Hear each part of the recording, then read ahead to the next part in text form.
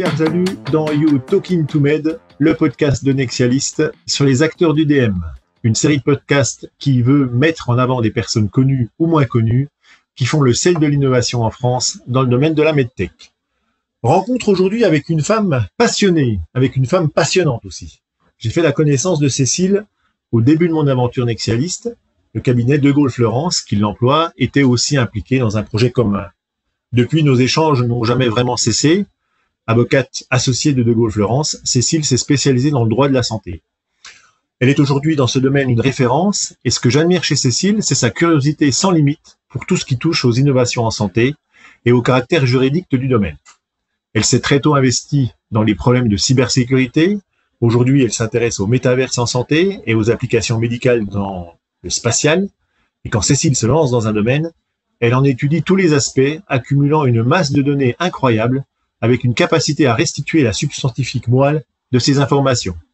Autre point remarquable, Cécile possède un réseau particulièrement riche, fruit de 20 années d'expérience, et elle est toujours disposée à en faire profiter.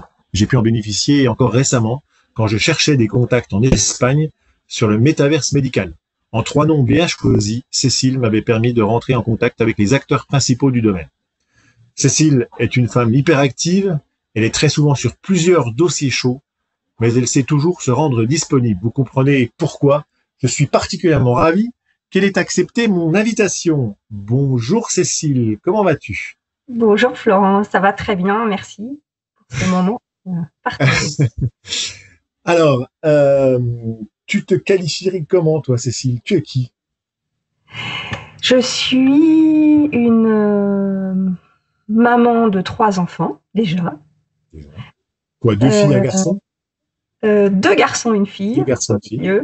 Voilà, qui ont fait la rentrée aujourd'hui pour certains et la semaine dernière pour d'autres et qui sont en route, mais de grands enfants désormais, très différents, qui m'occupent et en plus de mon travail qui me passionne et de ma famille d'une manière générale, avec mon époux que je connais depuis l'enfance. Depuis l'enfance, d'accord. Oui, depuis le collège. Depuis le collège. Tu l'as connu en quelle classe? En 6e. Tu en 6e. Ah, c'est beau. On était magnifique. Tout petits. Et donc ton parcours, Cécile, comment ton parcours universitaire, ton parcours jusqu'à l'arrivée chez le cabinet De Gaulle Fleurance? Alors, j'ai toujours été plus littéraire que scientifique. J'ai toujours beaucoup travaillé. Alors, j'ai passé les étapes de façon sérieuse et quand le choix d'une filière d'enseignement supérieur a dû se faire, j'ai plutôt choisi la filière littéraire dans un premier temps, Hippocagne et Cagne.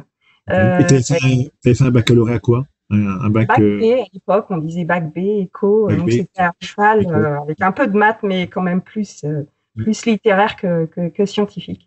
Et donc Hippocagne et Cagne, mais j'avais besoin de pratique, j'avais besoin d'être les pieds sur terre, et ça m'a amené au droit, en fait, qui est une matière très pluridisciplinaire, si je peux dire. Et donc j'ai commencé mes études après la phase prépa à Nanterre. Et j'ai commencé des études de droit, mais qui étaient à la fois de droit français et de droit anglo-saxon. À l'époque, on parlait de BDUG, ça a changé. Maintenant, on est dans les LV1, LV2, LV3, mais la filière existe toujours, avec un parcours anglais, enfin anglo-saxon, avec une forte dominante linguistique, et un parcours juridique. Et au fur et à mesure, on évolue vers maintenant ce qu'on appellerait le Master 2, avec tout le temps ces 2 casquettes qui donnent une ouverture sur l'international, le juridique international. Et c'était très intéressant. D'accord, donc juridique international. Et donc j'imagine que durant ce parcours-là, tu es amené à faire des stages. Absolument. C'est pas dans ce cadre-là que tu as connu De Gaulle Fleurance. Non. Comment? Non, j'ai fait un certain nombre de stages dans des cabinets de différentes tailles, notamment chez Clifford Chance, qui est un énorme cabinet international. Donc, j'y suis allée plusieurs étés. C'était à l'étranger, ça, Cécile? C'était à l'étranger ou c'était en France? C'était en France, avec des dossiers très internationaux, parce que par nature, ce cabinet-là traite de dossiers alimentés aussi par leur réseau mondial. Et puis, dans des plus petits cabinets de quelques personnes pour faire du contentieux, pour faire du droit commercial pour des petites entreprises. Moi, j'ai été dans le droit des affaires je suis dans le droit des affaires depuis le démarrage. Et donc, j'ai fini mon cursus universitaire, j'ai passé l'école du barreau, le concours d'entrée, et j'ai été admise à l'école de Versailles. Et puis, dans le cadre d'un stage final, je suis allée passer du temps chez, à l'époque, le cabinet Salance, qui est devenu Dentons, qui est un autre gros cabinet. Et puis, j'ai envoyé mes CV et j'ai envoyé mon CV notamment dans un cabinet à l'époque qui était plus petit qu'il ne l'est aujourd'hui, qui s'appelle Auguste et Debouzy. Et j'ai été pris chez Auguste et Debouzy, qui a bien grossi depuis. Et j'y ai passé quelques premières années, dans le cadre desquelles j'ai eu beaucoup de chance parce que j'ai pu faire un détachement en fait au sein d'un cabinet d'avocats à Washington qui s'appelle Covington. Un très très beau cabinet que je côtoie toujours aujourd'hui d'ailleurs pour travailler, pour échanger des dossiers. Et donc, je suis allée passer près d'1 an à Washington pour exercer. Et puis, de fil en aiguille, le projet de Gaulle-Florence s'est monté. Et parce que je travaillais avec cette équipe-là. Avec cette équipe-là. Voilà. Et quand le cabinet s'est créé, ils m'ont proposé de les suivre et j'ai dit oui. D'accord. Et donc, l'expérience américaine a été très riche? Oui, absolument. Un univers complètement différent, des codes différents, un rythme de travail différent. Là, c'était Washington, ce qui aux États-Unis pour des avocats n'est pas du tout la même chose que San Francisco ou encore New York ou des cabinets plus du centre du pays. Donc là, c'était l'univers assez institutionnel avec beaucoup d'avocats en fonction des cabinets qui vont au gouvernement et puis en fonction de la couleur politique qui en ressort puis qui y retourne plus tard, et puis aussi le monde de la justice, des tribunaux et des juges qui reviennent avocats puis qui repartent dans les tribunaux. Voilà, c'est tout ce monde-là, des recherches à faire au Capitole. Voilà, j'ai eu beaucoup de chance. Et donc De Gaulle t'appelle et donc tu reviens en France? En fait, je suis revenue en France un tout petit peu avant. Et De Gaulle, effectivement, Louis de Gaulle m'appelle pour me proposer de les suivre parce qu'il y avait déjà une équipe qui créait et j'ai dit oui. Et depuis la création du cabinet, je travaille au sein de ce cabinet qui a énormément grandi. On a commencé, on était 8 personnes. Ouais. Et vous êtes combien aujourd'hui? Aujourd'hui, on est près de 200 personnes, dont une 40aine d'associés. Et c'est un cabinet qui a sa culture assez forte et assez spécifique de cabinet complètement décloisonné par comparaison à d'autres structures qui sont plus en équipe thématique et qui fonctionnent ou qui travaillent pas nécessairement de manière très fluide entre elles. Eh bien nous, on n'a pas de département, tout le monde est mélangé et on gère en équipe projet comme des consultants les dossiers. Et donc, certains parmi nous font beaucoup de santé et d'innovation et de réglementaire. Et donc, justement, comment est venue cette spécialisation? C'est toi qui comment finalement on est venu au domaine de la santé? C'est une opportunité? Ou c'était déjà pour toi une sensibilité forte? Alors, moi, j'ai toujours aimé travailler pour les acteurs de santé, mais j'avais pas de diplôme en droit de la santé, ce qui est tout à fait possible de suivre. Il y a un certain nombre de facultés qui le proposent. J'avais un diplôme de droit des affaires avec une forte base en droit civil, en droit des obligations. Ça, c'est un conseil à donner à tous les jeunes qui démarrent. Ça, c'est indispensable, quelle que soit la thématique de préférence. Et ensuite, la santé est venue par les dossiers qu'on m'a confiés. Et donc, j'ai travaillé des années et des années comme collaboratrice sur des dossiers liés au monde de la santé, de la pharma, du dispositif médical, cosmétique, le monde du soin, en tant que collaboratrice. Et puis, j'étais comme une fourmi. Je traitais les dossiers pour des associés, plusieurs, qui m'ont fait confiance. Et c'est comme ça que j'ai grandi dans le monde de la santé. Puis, à un moment donné, c'est venu comme une évidence. Et j'ai appris sur le terrain la réglementation en matière de santé qui, j'allais dire, de toute façon change en permanence, et ce qui est le cas de tous les autres sujets. Donc après, on en fait un élément de préférence, de prédilection, et on s'investit non seulement dans le corpus juridique, les lois, les règlements, la jurisprudence, mais également en termes de réseau et de connaissance de la vie des acteurs, ce qui est indispensable pour bien travailler. On ne peut pas appliquer le droit de façon hors sol. On a besoin de connaître la vie du secteur et les règles du métier. Et en regardant un petit peu ton profil LinkedIn, j'ai vu que depuis quelques mois, même peut-être un peu plus d'un an, je crois, tu es impliqué dans le International Bar Association. Tu peux nous en parler un petit peu de cette association? Ça consiste en quoi? Oui, tout à fait. Alors, c'est une très ancienne association internationale d'avocats. Elle est ancienne, mais elle est très active, toujours. Elle est faite de milliers de membres, vraiment de par le monde. Une activité permanente de comités thématiques, de conférences, de newsletters, de prises de parole pour la défense des droits fondamentaux, etc., etc. Et donc, les thématiques sont absolument diverses, comme le droit peut être divers. Et en l'occurrence, là, moi, je suis investie au sein de plusieurs comités qui correspondent à mes domaines de prédilection et puis d'activité, à savoir la santé et la technologie. Donc il y a 2 comités qui respectivement gèrent ces sujets, sachant qu'on fait beaucoup de santé connectée au sein de ce comité, du comité santé. Donc j'ai évolué. En fait, ça fait un certain nombre d'années que je travaille et que je m'investis. Et puis ça découle des règles de gouvernance de l'IBA. On peut progresser, devenir ce qu'on appelle officer. Donc c'est un peu comme un membre de conseil d'administration, c'est équivalent à ça, de ce comité-là. Donc il y a tous les membres et il y a des gens élus pour diriger, animer. Et donc j'ai progressé jusqu'à devenir coprésidente de ce comité. Et là je laisse ma place en fin d'année parce que c'est une présidence qui est tournante. Voilà. Et après, tous les 2 ans? Tous les 2 ans, tous les 3 ans? On reste coprésident 2 ans maximum, et après, on est partie d'un advisory committee, enfin, en fonction de ce que chacun peut faire. Et par ailleurs, je suis coprésidente de la conférence mondiale de la santé de l'IBA. Donc, j'ai ces 2 activités en tant que membre, en fait, et ça, je vais garder la coprésidence, qui est une présidence sur plusieurs comités de cet événement annuel. Et là, on a fêté notre 10e anniversaire à Madrid au mois de juin. Et l'année prochaine, ça sera à Boston au mois de juin 2025.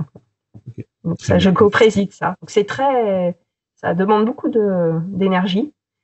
C'est aussi très enrichissant parce que ça fait connaître et travailler avec des gens absolument de tous les milieux, des avocats, beaucoup d'avocats indépendants qui sont passionnés par le sujet, qui me passionne aussi, et qui viennent d'univers complètement différents entre le Brésil, l'Europe, le Pakistan, Singapour, voilà. Et ce qui est très bien dans le cadre de ce comité notamment, c'est le fait que maintenant on a lancé un système d'études internationales. On choisit un sujet commun, un canevas de réponses, et tous les pays répondent. Donc là, on a près d'une 60aine de pays on a lancé ça il y a 2 ans. Le premier thème, c'était la télémédecine. Cette année, c'était la promotion des produits de santé. Et l'année prochaine, l'accès au marché, les conditions de remboursement. Et donc, il y a près d'une 60aine de cabinets, pays qui répondent selon un canevas commun. Donc, c'est très pratique et c'est utile pour les clients, pour les protagonistes du marché. En fait. Voilà. Ce genre d'initiative qu'on peut mener parce qu'on est nombreux et internationaux. Et justement, là, ça me fait rebondir sur la question suivante. Donc, avec ces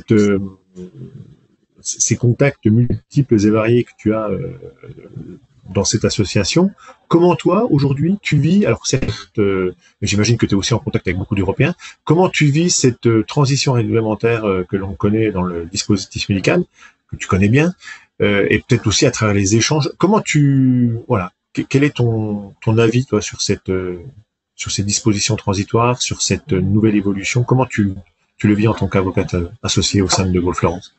Alors, moi, je suis très européenne dans mon état d'esprit.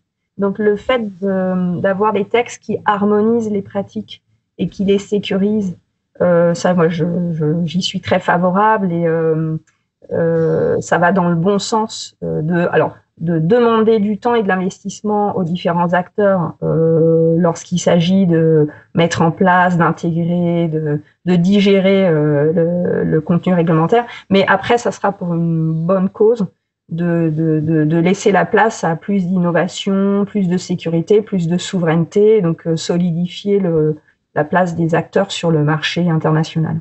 Donc j'y suis favorable. On a vu quand même un enchevêtrement de textes et une accélération de l'adoption des textes assez impressionnante. Je peux en attester à mon niveau humble de juriste parce qu'il y a tellement d'autres éléments. Mais ça, je peux vraiment le constater et en témoigner. Quand j'ai démarré ma carrière, il y a maintenant un peu plus de 20 ans, ça ne rajeunit pas, la génération des textes était beaucoup plus lente et que maintenant, où on est à un pas accéléré, on voit les enjeux de souveraineté derrière dans l'adoption, le rythme d'adoption des textes. Ce que je trouve aussi intéressant, c'est qu'on taxe souvent l'Europe de surréglementer et de réglementer trop tôt. Ça, c'est le grand classique dans les commentaires. Par exemple, pour le RGPD, qui est un outil fondamental aussi pour le monde du dispositif médical, qu'on va dire plus particulièrement connecté. Et ce qu'il s'est passé, c'est que finalement, un certain nombre de pays s'en sont emparés et veulent faire la même chose, ou peu ou prou, et veulent devenir des places économiques, juridiques, reconnues comme adéquates par l'Europe. Donc on a critiqué cette initiative et finalement un certain nombre de pays s'en sert comme d'une référence. Et pour l'IA, ça va probablement faire la même chose. Et d'ailleurs, la Californie annonce une réglementation sur l'IA. Donc on peut gager de la même façon sur l'IA dans le DM. Notamment, on ait cet effet d'aspiration et d'exemplarité. Tout n'est pas rose non plus. Il y a cet enchevêtrement. Je rencontre régulièrement des sociétés qui sont, envahies par ces aspects réglementaires. Tous ces textes-là. Effectivement. Et qui disent ne pas innover, ne pas avoir assez de temps pour innover parce qu'elles doivent gérer les contraintes réglementaires, les relations avec les ON, les modifications régulières de leurs dispositifs médicaux, mais un dispositif médical, ça a par nature l'objectif d'évoluer. Donc voilà, il y a des frustrations, il y a des difficultés, il ne faut pas le nier. Mais je trouve que globalement, ça va dans un sens, dans un bon sens. Et il y a tout l'univers aussi de la data, du marché unique de la donnée. Et donc évidemment, la medtech est en plein milieu de ça, avec d'autres économies qui se connectent, de toute façon tous se connectant. Et là, il y a un gros atout et de grosses opportunités à trouver pour les acteurs du DM, les espaces de données se connectant entre eux. Et notamment un nouvel espace qui arrive, là, qui est en construction, qui est l'espace européen des données spatiales. C'est un sujet auquel j'investis. Donc c'est ce qui te mobilise en ce moment là dans ton quotidien, c'est ça, c'est ces éléments-là. Alors oui, en plus du reste, évidemment, j'ai beaucoup de dossiers terrestres, mais le spatial se développe beaucoup et ça c'est très enthousiasmant parce que déjà ça donne de la matière neuve à un moment donné d'une carrière et ça fait du bien d'ouvrir. Tu travailles sur quoi là? Tu travailles sur quoi sur les aspects dispositifs médicaux dans l'espace? Concrètement, tu fais quoi? En fait, moi, je suis une juriste de contrat, beaucoup, dans mon activité, du réglementaire, du contrat, de la mise en œuvre de projets, de la structuration, d'études de faisabilité, et puis d'aider à valoriser les projets, et aussi de mise en conformité. Et donc, dans ce cadre-là, il y a un certain nombre d'acteurs qui nouent des partenariats, qui se font répertorier et aider par les instances, par les agences, par exemple l'Agence spatiale européenne.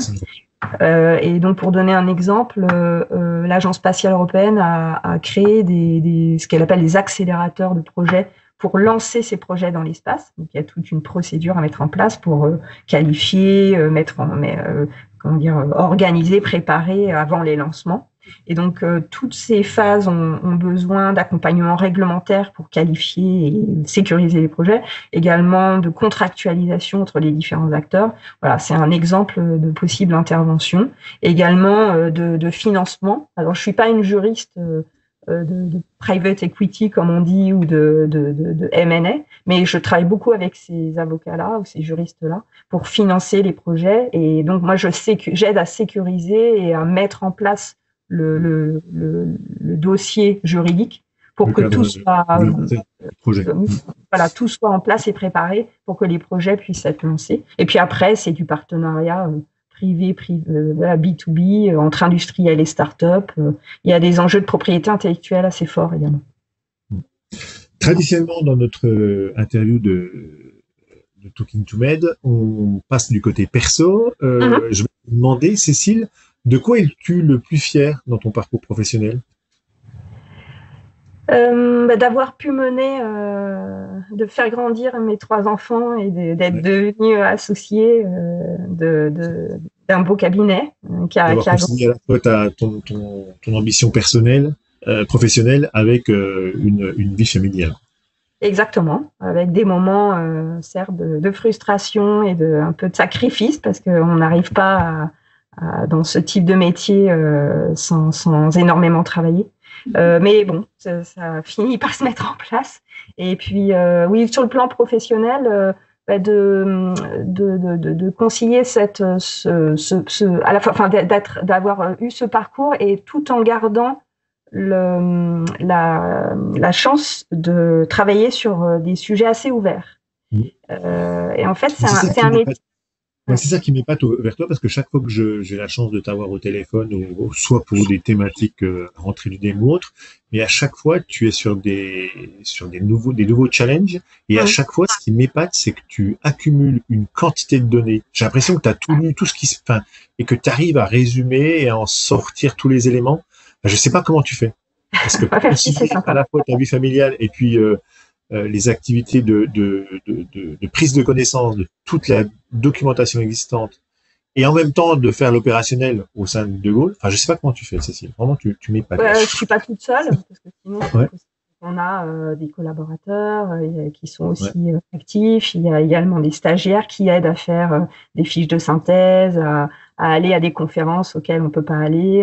Là, il y en a une qui arrive là sur la santé en Afrique. Et pour te donner un exemple très concret, j'ai envoyé un email aux stagiaires du cabinet, et puis quelqu'un a tout de suite répondu en disant « J'y serai, je vous fais une synthèse ». Voilà, de toute façon, moi, je pourrais pas y aller, donc, et ça profitera à tout le monde. Donc voilà, c'est comme ça qu'on procède, sinon c'est impossible. Et puis donc cette ouverture, et ça, moi, on n'arrivera pas à me mettre dans une boîte juridique. C'est contre nature, et c'est ça que j'aime. Moi, je dis jamais non à un dossier dans mes sphères de compétences, mais qui sont assez larges entre le commercial, le numérique, la santé, et puis comme ça des univers qui mélangent les deux. Par exemple, la santé dans le spatial, la santé dans la mobilité, le digital, les jumeaux numériques dans les usines chimiques, et avec un parcours en contrat, en commercial et en technologie et en données personnelles, on peut arriver à faire beaucoup de choses en fait. Okay. Voilà. Est-ce qu'il y a des personnes dans ton parcours qui t'ont influencé, qui t'ont inspiré ? Il y en a un certain nombre, je dirais. Les dirigeants du cabinet de Gaulle qui m'ont fait confiance, et quand j'ai commencé, j'ai été assez timide, et je pensais que c'était impossible de devenir associée, c'était pas pour moi, j'étais pas entrepreneuse, et puis ils m'ont donné ma chance, et je pense notamment à Louis de Gaulle et Henri Nicolas Florence. Et puis ça a fonctionné, donc ils ont bien fait de me dire si ça va marcher. Et puis d'autres personnes au fur et à mesure des rencontres. Je pense par exemple à un monsieur qui malheureusement nous a quittés au moment du Covid, qui s'appelle Jean-Daniel Torgman, qui était un homme incroyable. Tu sais, il faisait partie des gens qui étaient dans les sphères du pouvoir, mais pas tout en haut.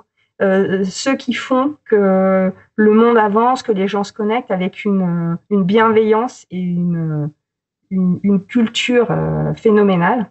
notamment avec des postes de diplomates, voilà, et qui a créé un cercle qui est disparu maintenant dans sa configuration initiale, qui s'appelle le Cercle des Nouveaux Mondes. Ce monsieur-là m'a marqué, en fait. Il était très lumineux. Voilà. On dit toujours que personne n'est irremplaçable, mais il y a des exceptions. Voilà. Et lui, il en fait partie. Est-ce que tu as des passions, Cécile? Qu'est-ce que tu fais, toi? J'aime le piano, que je pratique depuis que je suis toute petite. Ouais. Et je suis contente parce que j'ai transmis cette passion à mes enfants. Ouais. Et t'es quoi? T'es piano classique ou piano un peu tout? Oh, bah tout. Un peu tout, ok. Oui, du jazz, du classique, de la pop. De la pop, de la chanson française. De l'impro. J'ai malheureusement pas assez de temps pour jouer, mais j'essaie quand même régulièrement. T'as jamais fait partie d'un groupe de musique? Non, j'aurais bien aimé. Et puis de plusieurs instruments ou de gens qui chantent aussi sur le piano, ça. Mais non, là j'ai pas réussi avec mon métier, les enfants, j'ai pas réussi. Mais là l'objectif de cette année, c'est que je reprenne des cours au moins une fois par mois ou alors une fois tous les 15 jours et voilà, j'y travaille. Mais là en passant là récemment, ma situation professionnelle a encore évolué en tant qu'associée et j'avais arrêté les cours. Je réussissais pas. Donc ça fait partie des sacrifices dont on parlait. Mais je continue de jouer. Et on va finir par les quiz traditionnels. Tu connais ma passion pour le cinéma. Quel est ton film préféré, si tu en as un? Oui, j'en ai un. Les uns et les autres de Lelouch. Ah ouais, d'accord. Ah ouais. Il m'a énormément marqué ce film. Alors, tu sais, on est de la génération encore d'après, enfin, 70, donc c'est bien après la guerre, mais on a vécu avec des gens qui ont vécu la guerre. Mon papa, il est né en juin 40, tu vois, donc il n'a pas vu son père pendant ses premières années. Voilà, donc on était dans ces périodes, dans les conversations familiales de la Seconde Guerre mondiale et puis de l'après-Seconde Guerre mondiale. Et donc ce film-là, il m'a beaucoup marqué par rapport à ça, quoi, parce que il a mis en musique, en images, des situations qu'on m'a racontées quand j'étais petite. Et en plus c'est long, il y a de la belle musique, c'est très fort, très dur. C'est un film qui m'a. Claude Lelouch. Je ne pensais pas qu'il y aurait un Claude Lelouch parmi mais pourquoi pas. Mais ce film-là est un peu spécial au sein, je trouve, de la filmographie. Ouais, enfin en tout cas c'est mon point de vue. Mais c'est celui-là qui revient. Ah mais c'est bien, très bien. Est-ce que tu as une boisson et un plat préféré? Je dirais jus de pomme. J'adore le jus de pomme. Et un plat préféré, il y en a plusieurs. Je dirais les plats qui sont liés à mon enfance, qui reviennent. Les plats simples, les plats simples de famille que tu prépares pour le dimanche midi. Ok. Voilà. J'en ai pas un qui revient comme ça, mais simple et bon et savoureux. Un livre ou un auteur que tu as envie de recommander? En ce moment, je lis un livre, là, je le termine sur la Corée du Sud et la Corée du Nord, parce que ma fille est passionnée de Corée. Elle vient de passer 1 an à Séoul et elle s'oriente vers une vie professionnelle qui va mettre à profit la langue coréenne et sa connaissance de la civilisation coréenne. Donc, dans ce cadre, je termine actuellement un livre de D.B. John qui s'appelle L'Étoile du Nord. Et c'est l'histoire d'une famille de 2 sœurs en fait qui une a été enlevée et l'autre la recherche et donc c'est l'éternel conflit. Ça se passe à New York, ça se passe en Corée du Sud, en Corée du Nord. Voilà. Il y en a un certain nombre, hein, parce que j'en ai lu beaucoup, notamment dans les études de prépa littéraire. Ça, j'imagine, en Bretagne, tu as dû en bouffer des classiques de la littérature française. Si tu étais un personnage historique ou un héros d'aujourd'hui, tu serais qui? Un personnage historique, j'ai beaucoup d'admiration pour les résistants, pour la même raison que celle que j'évoquais. Donc, je pense pas. Enfin, y a tous les résistants, mais je pense à mon grand-père maternel qui a été résistant, qui s'est enfui 3 fois d'Allemagne. Et la 3e fois était la bonne. Et après, il est revenu parmi les siens. Et tu l'as connu? Je l'ai pas connu. Tu l'as pas connu? Non, je l'ai pas connu. Il est décédé avant ma naissance, mais j'en ai un souvenir très, comment dire, vif, et parce que ma mère m'en a toujours beaucoup parlé. Donc oui, c'est des héros un peu de quotidien. Ils ont été des milliers comme ça, mais voilà, je pense à lui. J'aurais bien aimé le connaître. Et puis tiens, parce que comme je sais que tu es resté pendant les Jeux Olympiques à Paris et que tu as assisté à plusieurs épreuves, il y a un sportif français ou autre qui t'a marqué là durant cette quinzaine olympique? Bah, je trouve Léon Marchand était vraiment très. C'est pas original parce que c'était le héros français. Et tu as pu assister à tu as pu assister à des épreuves de natation aussi pendant ton séjour là? Non, le sacre marchand, je l'ai vécu à la télé comme des. À la télé, ouais. Par contre, on a pu assister, c'est le choix qu'on a fait cette année de rester en tant que Parisien, de rester à Paris. Et on n'a pas fait comme beaucoup à fuir. Et, voilà. Et on a résisté au JO bashing et on a bien fait, c'était super. Très réussi, une ambiance formidable, des gens qui venaient de partout en France ou d'ailleurs, des contacts assez faciles, très bien organisés. Enfin bon, voilà, le bravo est d'usage.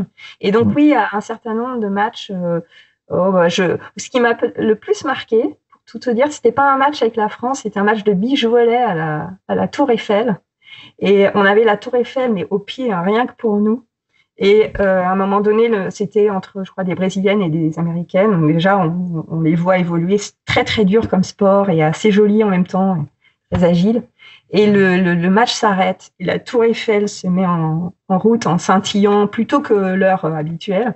Et la musique d'Edith Piaf. Et donc, on a regardé les visages des touristes autour et c'était vraiment Tex Avery. Et c'était formidable de voir cette joie en fait d'être là et de fêter ça dans un univers de Paris, la quintessence de Paris, avec un sport très agréable et très très dynamique. Et voilà, ça c'était, je pense, le moment qui m'aura le plus marqué. Mais bon, on a eu d'autres.